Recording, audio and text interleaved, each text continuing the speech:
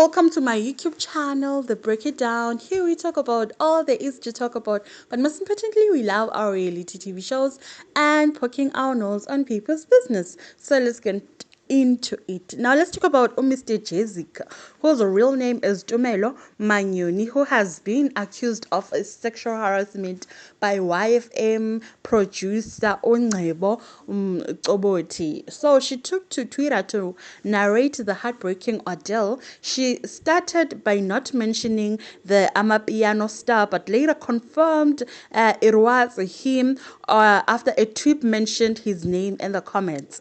This guy literally grabbed me by the waist, trying to kiss me ngenkani, the way I had to push him away from me while we were in a lift, she tweeted. Ncebo said she is triggered by the awful incident.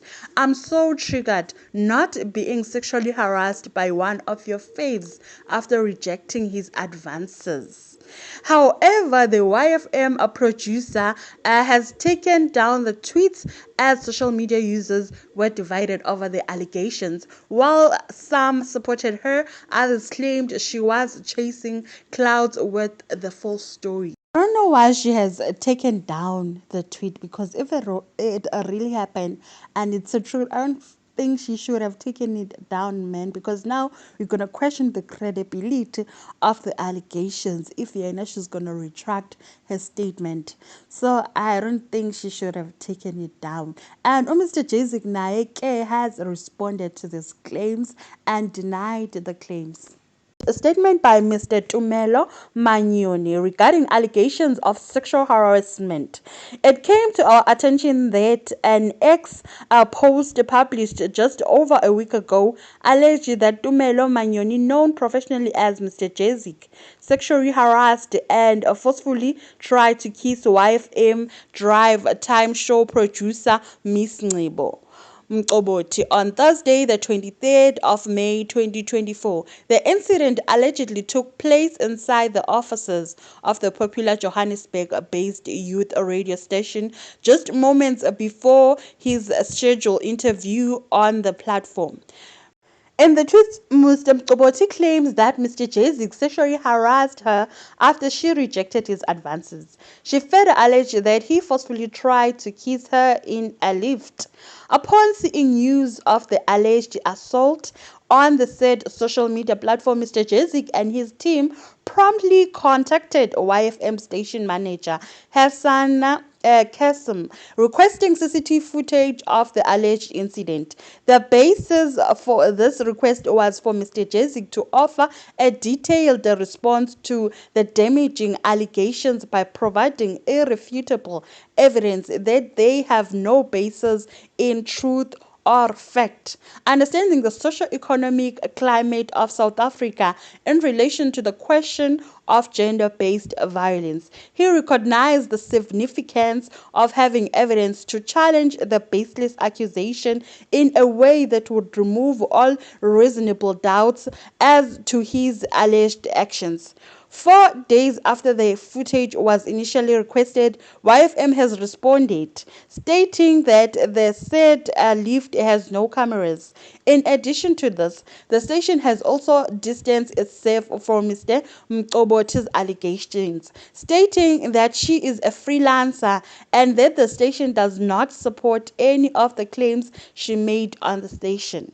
The response by YFM has left Mr. jazzicQ with no option but to utilize the other available evidence at his disposal. Recognizing the limitations it poses, as it does not capture what transpired inside the lift. However, this evidence provides adequate circumstantial evidence to help us arrive at a reasonable conclusion.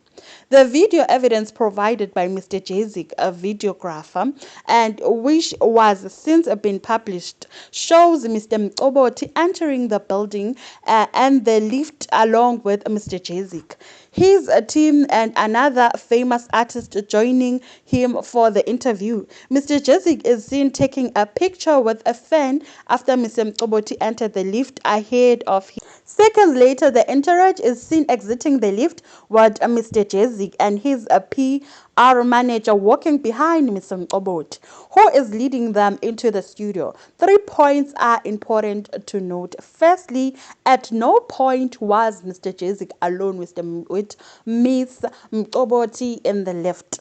They were in the presence of at least 5 other people at the times. The second is that Mr. Jezik and Miss Mqoboti were never in close proximity as she entered the lift before him. Him being the last to enter means that he was also closest to the elevator doors, with no less than 5 other people between them. Finally, the lift was traveling just one floor up, a distance that took a few seconds at best.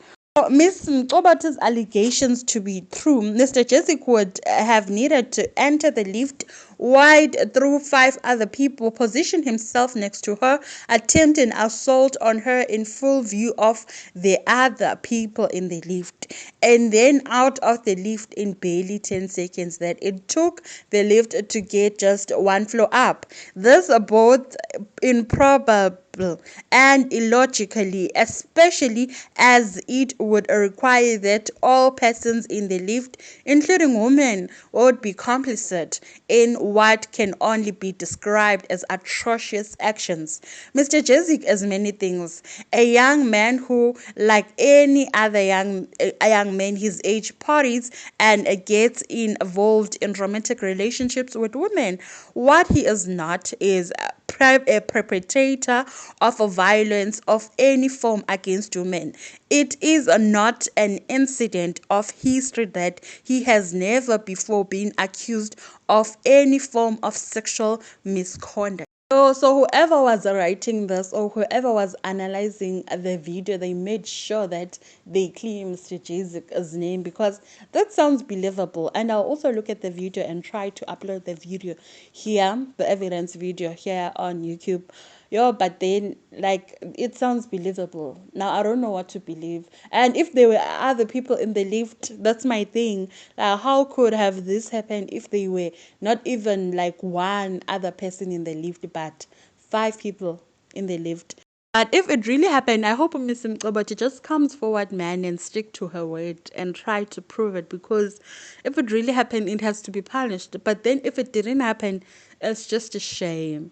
And it's shame on Miss Mqoboti for lying with such a serious thing. And also when ukuthi abantu besifazane like South Africa, when they come forward, bangakholwa, because now they lie on men, it's going to be difficult to trust them. So, and lento le South Africa, it is common. So when real victims come forward, it's going to be difficult to trust them because of people like Miss Mqoboti. And that is just a shame. And that's all I have to say. Please tell me what you think about this on the comment section down below. Don't forget to like this video, subscribe on the channel, and hit the notification button so you'll be notified when I post a new video. And thank you for watching.